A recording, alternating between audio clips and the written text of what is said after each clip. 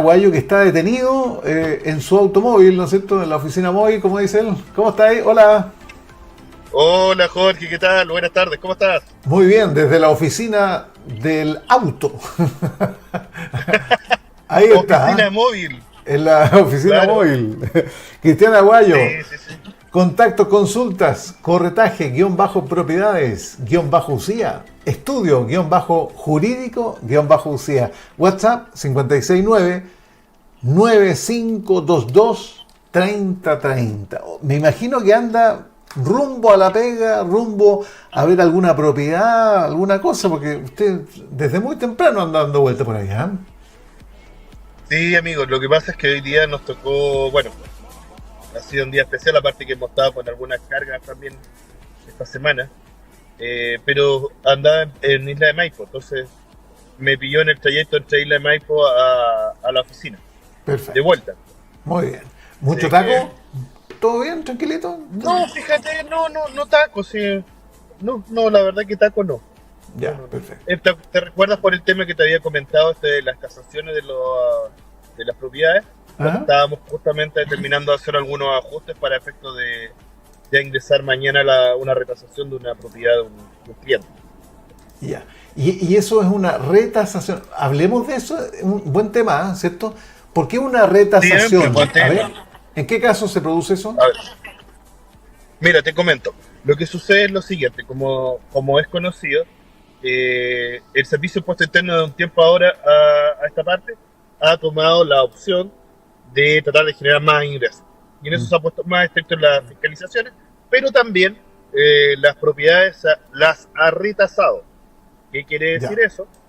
Que va y las evalúa nuevamente y le asigna un valor de avalúo fiscal más alto dependiendo de las condiciones que tengan las propiedades. En este caso estamos hablando de una propiedad rural, la cual tenía algunas construcciones. Ahora, ¿cuál es el problema?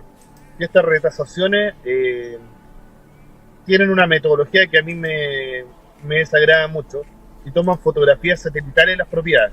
Y a partir de eso, ellos toman un estimativo de un tipo de construcción dentro de la propiedad, principalmente. Ya. Entonces, no siempre se condice con la realidad, ya que, como sabemos, hay diferentes tipos de construcciones, diferentes tipos de materiales, por lo tanto, el valor del metro cuadrado construido es distinto y la valorización tiene que ser diferente. Así como también podemos tener un techo, no sé, para tener un gallinero, o un estacionamiento, o la casa del perro. Entonces, obviamente son tipos de construcciones las cuales de ese modo no se pueden valorizar de manera objetiva. Y ahí tenemos que estar atentos nosotros en el caso que nos percatemos que ha cambiado esta tasación. Claro. Por último, el derecho a revisar, ¿no es cierto? Y según, Por supuesto. según los argumentos que posean, ¿no es cierto?, del Servicio de Impuesto Interno, contraargumentar. ¿Y eso quién lo tiene que hacer, Cristian? ¿La persona natural lo tiene que hacer un abogado, un estudio jurídico? ¿Quién lo hace habitualmente eso? Mira, amigo, lo que pasa es lo siguiente, si bien es cierto, eso lo puede hacer cualquier persona, no se requiere, no una gestión en la cual se requiera patrocinio. ¿Mm? Sin embargo, al final siempre lo terminamos haciendo personas relacionadas. ¿Por qué razón?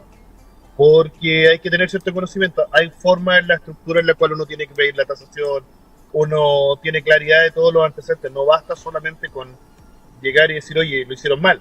Hay que sacar fotos. En este caso, por ejemplo, como teníamos muchas construcciones, contratamos a un tasador particular, el cual asignó un valor a las construcciones y lo hizo a partir de la misma tasación que hizo el Servicio de Impuesto Interno, pero aclarando y precisando. Por ejemplo, fotos satelitales en este caso, no se había una piscina. Las piscinas, por ejemplo, de fibra de vidrio, casi no se valoran. Es mínimo el valor, comercialmente. Sin embargo, acá teníamos unas piscinas de 10, 12 millones de pesos. Entonces, obviamente todo eso va sumando y se traduce en un problema. Si el tema de la tasación uno podría decir, bueno, qué bueno que mi propiedad vale más. La verdad que eso no es del todo correcto porque Mm. lamentablemente eso va de la mano con el pago de las contribuciones, como todos saben.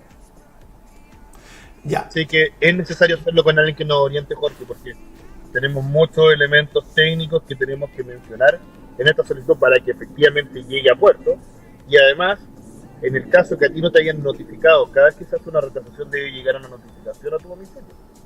Sin embargo, por ejemplo, esto es como una propiedad rural, ve tú a saber dónde dejaron la notificación. es distinto. Sí, sí. Oye, ya, y esto se está haciendo con... ¿Hacia dónde apunta? ¿A Santiago? ¿A regiones? ¿Urbano? ¿Más Mira, rural? es un comportamiento que se está teniendo a nivel nacional en realidad. Tengo clientes que son de fuera de Santiago también. En este caso mismo es Isla Maipo. No es Santiago propiamente tal. Y de hecho en una parte rural. Hay otras propiedades que también son urbanas. Entonces tenemos que estar atentos y revisando eso. Porque cuando pagamos las contribuciones y vemos que hay un incremento muy alto de un año a otro, es importante revisar. Ya. Pero ¿se acogen esa demanda, Sí, claro. digamos, del propietario de por lo menos que revisen el asunto o más o menos no? Sí, mira, hay una ordenanza, hay un instructivo del Servicio de Impuesto Interno que efectivamente permite la solicitud de estas reevaluaciones, estas retasaciones. Y por otro lado, en el caso que llegáramos y tuviéramos una respuesta negativa, ya uno puede judicializarlo, ya sea vía ¿cuánto se llama? Recurso de protección, o eventualmente una demanda ante los tribunales tributarios y aduaneros. Ahora, si tú me preguntas, en general tienden a hacer la evaluación nuevamente, mandan a tasar ahora sí en persona a una persona del servicio de impuesto interno y generalmente son exitosas las tasaciones. Es muy raro que no bajen una tasación. Obviamente uno igualmente evalúa, pues, o sea, si uno está viendo que la valorización tiene que ver por el valor del terreno, posiblemente uno tendrá que entrar a discutir las condiciones de mercado y es más difícil que se pueda discutir el valor. No obstante así, si tienen yo creo que te voy a mostrar una foto en otra oportunidad. Oye, es una foto satelital por la parte de arriba. Yo no sé si tú lo has hecho por tu casa o alguna propiedad. Algún momento, Jorge, por Google Maps, Sí, uno sí. puede sacar una foto satelital de tu casa y tú miras por arriba y se ven los techos nomás. Entonces, es una falta de rigurosidad. Claro, no en tenía esta idea lo que hay debajo. instancia. Ah, Exacto, entonces, y además hay falta de precisión, porque incluso la cantidad de metros cuadrados, a mí me ha tocado, no sé, una propiedad que consideró el servicio de impuesto interno que tenía 100 metros cuadrados, tenía 60. Entonces, porque obviamente estas fotos, si bien es cierto, son tecnología bastante precisa en cuanto a la ubicación, en cuanto a la es referencial, de la propiedad, no es exacto. claro, Mm, de hecho, georreferencial, de hecho lo dice sí. el mismo término. Entonces, bueno, es muy malo para nuestros clientes, pero a nosotros también nos permite tener una forma de poder ayudarlo y solucionar este tipo de problemas. Sí, ya, pero ojo, no se queden, si se dieron cuenta, ¿no es cierto?, que les subió la contribución, oiga, un segundito, echemos un vistazo, preguntemos y que nos argumenten efectivamente del por qué se produce ese cambio, esa variante. Ahora, ¿qué pasa con los edificios? Eso no tiene mayor cambio, ¿no?, en la tasación. Bueno, mira, depende, porque a veces tenemos situaciones, por ejemplo, con ocasión del terremoto que ocurrió en Chile, hubo muchas propiedades, muchos edificios que arrojaron fallas estructurales, algunos que permitieron poder seguir funcionando y otros que no. Y aquellos que fueron reparados tendrán el mismo valor comercial, el mismo valor fiscal. Lo más probable es que no, porque hay un detrimento en cuanto a la característica de la propiedad y la construcción. Ya, pero ¿y eso considera que se va a bajar la tasación? No creo. El fisco nunca pierde. Debería ser. Sí, mira, tú cada vez que tienes un cambio importante en una propiedad, tú puedes hacerlo. Claro, posiblemente en la departamento solamente tenga que ver con el origen de la depreciación, que es un término tributario. ¿Qué quiere decir esto? A medida que pasa el tiempo, los bienes que tú tienes van perdiendo valor.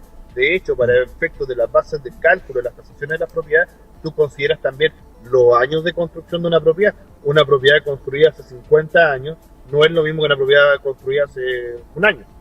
Hay un valor distinto y de hecho se considera una depreciación, a lo que es tanto a nivel tributario, claro, si es que uno lo alega, y también a nivel comercial. Claro. Porque es fungible, ¿no es cierto?, que se gasta con el tiempo, se desgasta, se desvaloriza también. ¿Eh? Así es, palabra de día domingo, Jorge, muy bien. Es verdad, es verdad. Oye, o sea, a ver, espérate, si yo estoy pagando, no sé, te pongo un ejemplo, 20.000 pesos en contribución, pero yo veo que mi propiedad ya tiene 50 años, ¿yo puedo pedir que me bajen esa tasación o no? Sí, Sí, es factible. Ahora, ¿qué es lo que pasa? Que la lógica es también cuando tengamos un detrimento o un perjuicio importante, porque lamentablemente estas gestiones también tienen un costo. Imagínate, en el caso este, era una parcela que tenía 1 hectárea y tenía 9 construcciones. Entonces esas 9 construcciones pasó de ser una propiedad agrícola, tasación cero, valor comercial, o sea, por lo menos tenía una tasación pero no pagaba contribución, a eso me refiero, Ujú. y después pasó a una tasación de 860 y tantos millones. La tasación nuestra que hizo el tasador son 400. Es distinto. Ahora, va a depender el caso a caso, porque hay propiedades que de repente ocurre esta situación. Cuando si pagamos 20.000 pesos y pasa a 40.000, pucha, no es un valor adecuado y pedir una retrasación es un poco engorroso, difícil y probablemente te la vayan a retrasar. Pero si tú pasas de pagar, no sé, cuatrimestralmente de 20 a pasar 150, 200, 500.000 pesos, Sí, por supuesto que es razonable hacerlo. claro. Además que el servicio hay una parte del Código Tributario que te permite cobrar con efecto retroactivo hasta 3 periodos anteriores. ¿Te das cuenta? Entonces, tú te vas a encontrar con la sorpresa que te llega una cuenta no de 500.000 pesos, te va a llegar una cuenta de 1,5 millones. Entonces, Uf. obviamente va a decir, chuta, pasó algo acá. Mm, Oye, ¿quién hace las tasaciones en términos generales? Eh, a ver, entendamos, en general las tasaciones las hace un profesional que tenga conocimiento a la área. Hay cursos de preparación para tasaciones, generalmente quien hace esos cursos. Lo hacen generalmente los arquitectos, los constructores civiles, algunos ingenieros en construcción. Va apuntado hacia ese perfil de profesional. No obstante, cualquier persona podría hacer un curso de tasación. De hecho, yo hice un curso de tasación en atención a que una área en la parte inmobiliaria en la cual permanentemente hay conflictos y diferencias y uno tiene que estar informado al respecto para poder hacer bien su trabajo. Ok. Pero eso principalmente. ¿Es mucha la diferencia entre una casa de material ligero, casa de madera, digamos, y una no sé, de hormigón? ¿Hay diferencia en la tasación? Sí, por supuesto, por supuesto. Estamos hablando que puede ser una diferencia, por decir algo, no sé, 35, 40.000 pesos el metro cuadrado construido, versus a llegar hasta 120, 150.000 pesos, dependiendo de la calidad de los materiales. Que ¿Y por qué no esa es solamente, diferencia? ¿Cómo se puede explicar esa diferencia si es una construcción igual, tiene los mismos metros? ¿Qué diferencia hay entre hormigón y madera? bueno, puede sonar casi simple, pero es así, la explicación es bastante simple. Comprar un listón de madera para hacer una pared puede significar que tú gastaste, no sé, en 5 metros cuadrados, 20 palos salen 3.500 pesos cada uno de 2 por 2, material bruto, después tú llegas, lo forras, lo impermeabilizas, y eso tiene un valor, colocaste instalación eléctrica, eso se le asigna un valor. Cuando tú lo haces en hormigón, el valor del hormigón es distinto, la forma de constructividad, también la duración en el tiempo, entonces es valorizado de otra forma, por eso es que las propiedades que llegan nuevas, que vienen con estos temas de termopaneles, tienen un valor, y las propiedades que son de hormigón armado son otro valor. Tienen que ver Perfecto. con las características de construcción y el valor de los materiales. Ok. ¿La techumbre de un inmueble no tiene nada que ver? ¿En qué sentido, amigo mío? En ¿El la valor? tasación, claro, en el valor de la tasación, por ejemplo, Mira, la las verdad es que tejas, las típicas tejas de las casas uno antiguas, debe, esa que sí, te cae una teja y hasta ahí no va a llegar. hasta que te cayó la teja. No, mira, Claro. no, Jorge, mira, obviamente las construcciones, cuando tú tienes una construcción de teja, de hecho, si tú haces una construcción de teja hoy en día, es carísimo el valor de... ¿Por qué? Porque la mano de obra es escasa en esa línea de construcción y el material es muy costoso. Sí. Sin embargo, cuando a medida que va pasando los años también, es un techo que es más fácil de valorizar. Estamos hablando, no sé, 30 años. Va a depender mucho de la calidad de construcción. Antes, por ejemplo, no estaban las aislaciones térmicas, habían varios elementos y materiales que no existían. Mm. El OSB es un material relativamente nuevo. O sea, no estoy hablando, tendrá quizás 20 años, 30 años quizás. Pero ese tipo de aglomerado no existía.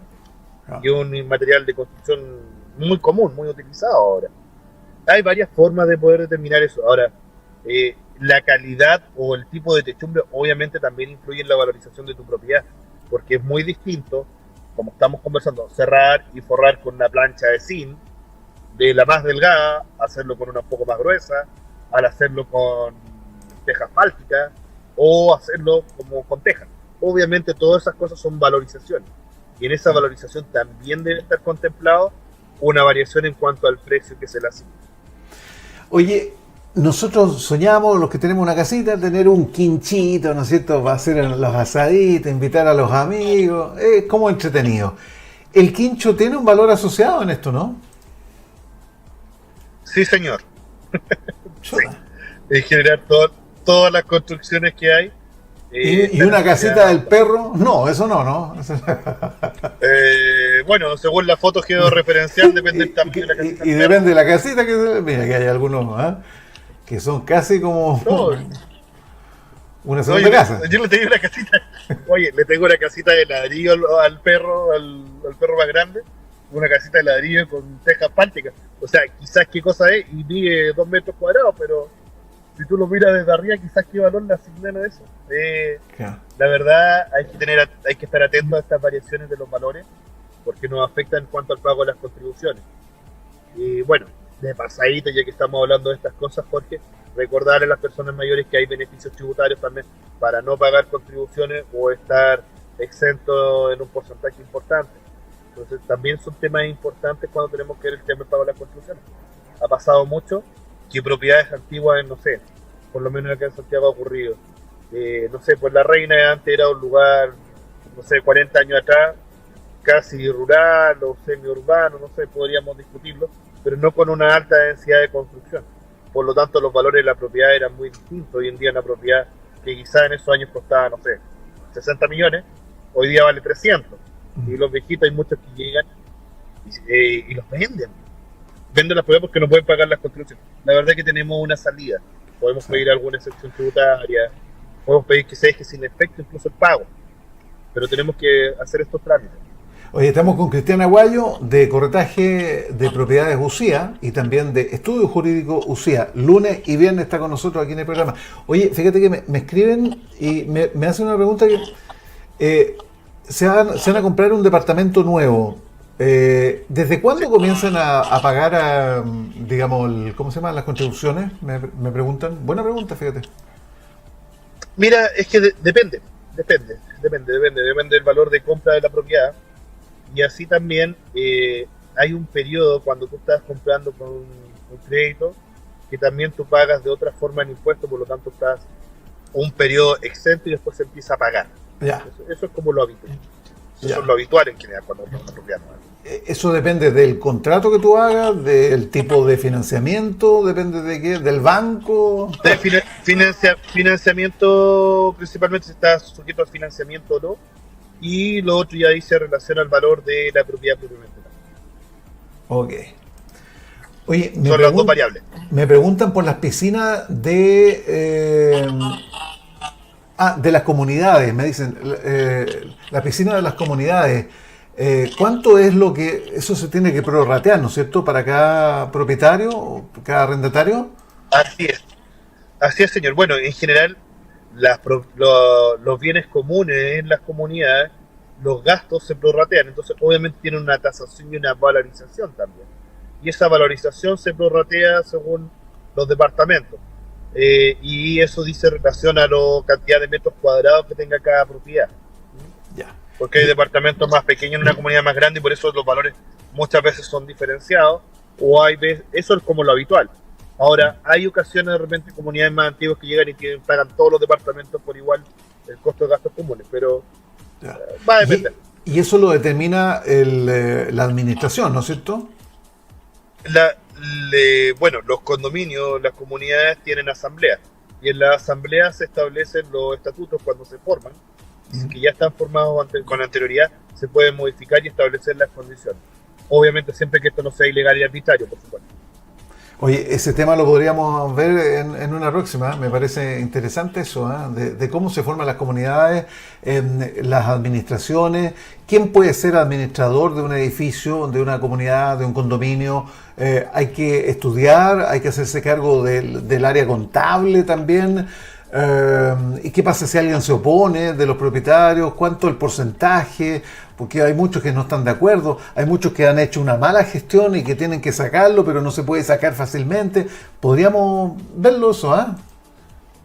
Sí, claro, no, sí podemos hablar respecto a los comportamientos de la comunidad y la forma en la cual resolver los problemas. Ahora, sí te puedo adelantar, hoy en día hay un registro de administradores, por lo tanto no puede ser cualquier persona, tiene que ser alguna persona que se inscribe en este registro que depende del Ministerio de Economía, y ahí esta persona puede hacer las funciones de administrador. Perfecto. Ok. Oye, nos pilla la hora para que siga su viaje. Desde la oficina móvil nos ha atendido don Cristian Aguayo en el día de hoy. Eso, básicamente, aprendemos.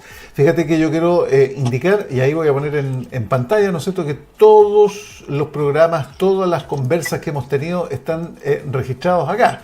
Si yo subo aquí en su Instagram, que es corretaje-propiedades-UCIA, o estudio-jurídico-UCIA, ahí están todos los registros de los programas que hemos hecho, de todas las conversaciones, porque cada conversación, fíjate, siempre hay algo que nos va a servir, que nos va a ser útil, y si eso se traduce, ¿no es cierto?, en una economía, fantástico.